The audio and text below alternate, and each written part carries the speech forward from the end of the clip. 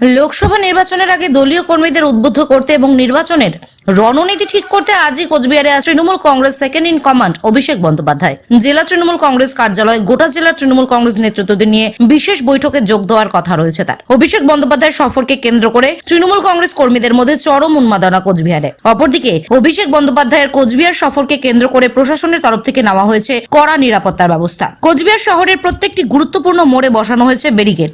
শহরে মোতায়েন করা হয়েছে বিপুল সংখ্যক পুলিশ বাহিনী।